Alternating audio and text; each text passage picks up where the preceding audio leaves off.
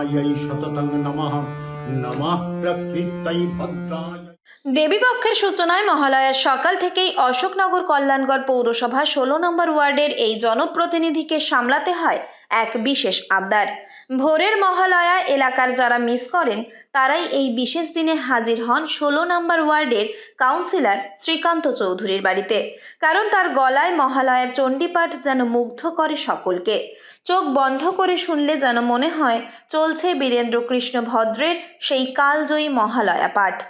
আশ্বিনের শারদ প্রাতে বেজে উঠেছে আলোক মঞ্জির, ধরণীর বহিরাকাশে অন্তরিত মেঘমালা, প্রকৃতিরন্তরাকাশ জাগরিত জ্যোতির্ময়ী জগন মাতর আগমন বার্তা, আনন্দময়ী মহামায়ার পদধ্বনি অসীম ছন্দে বেজে উঠে রূপলোক ও রসলোকে জানে নবভাব মাধুরীর সঞ্জীবন।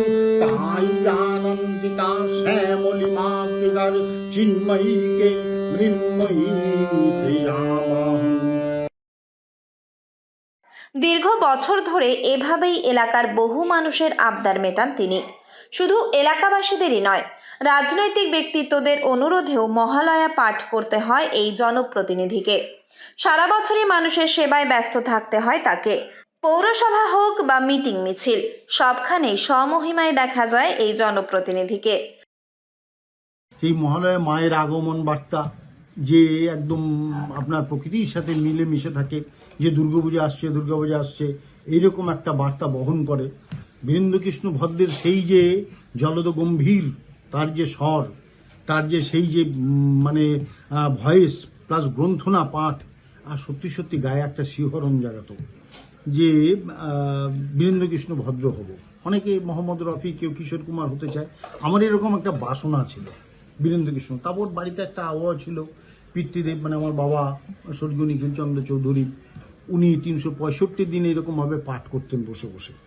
তার থেকে আমার মধ্যে আসা, আর এই মহালয়ার দিন আমি নিজেও আজকেও আমি পাঠ করি।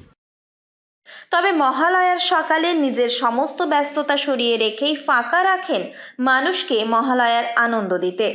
সকাল থেকেই বিভিন্ন সময়ে মানুষজন এসে আবদার করেন মহালয়া শোনার। তাই হারমোনিয়াম নিয়ে যেন সদা প্রস্তুত থাকেন শ্রীকান্ত বাবু। কারণ আবদারই ফেরান না তিনি, হন না বিরক্ত।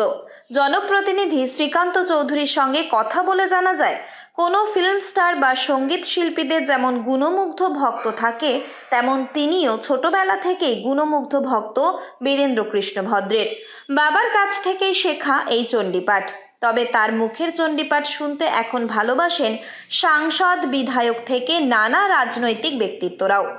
একসময় রঞ্জিত মল্লিকের বাড়িতে গিয়েও চণ্ডীপাঠ করতে হয়েছিল তাকে। অনেকে যারা ভোরবেলা উঠতে পারেন না বা উঠে মহালয়া শুনতে পারেন না, তারা আসেন, প্রত্যেকটা বছরই আসেন, এবং এটা আমার সেই আবদার তাদের মেটাতেও হয়। আমার চণ্ডী আপনার মহালয়া শুনে হ্যাঁ, তারা বেশ তৃপ্তি লাভ করে এবং বিভিন্ন কাজেও যায়, সেই দিন তর্পণেও যায় মহালয়াটা শুনে। আবার অনেকে মহালয় স্নান করে এসে আমার এখানে আসেন যে আজকে একটুখানি এই বিভিন্ন জায়গায় নারায়ণ স্তুতিটা শুনবো, কোনো সময় অর্গলা স্তোত্রটা একটু পাঠ করো, দেবী কবচটা একটু পাঠ করো, এই রকম ব্যাপারটা থাকে। মানে জনপ্রতিনিধির পাশাপাশি আপনাকে এই মহালয়া পাঠ করেও আবদার মেটাতে হয়। হ্যাঁ, 100 বার মহালয়া পাঠ করে আমাকে মেটাতে হয়। সকলেই তার এই চণ্ডীপাঠে হন মুগ্ধ। তাই জনপ্রতিনিধির দায়িত্ব সামলে মহালয়ার সকালে তার এই চণ্ডীপাঠ যেন এলাকার মানুষদের দেয় এক অন্য অনুভূতি। উত্তর 24 পরগনা থেকে রুদ্র নারায়ণ রায়ের রিপোর্ট, লোকাল 18 বাংলা।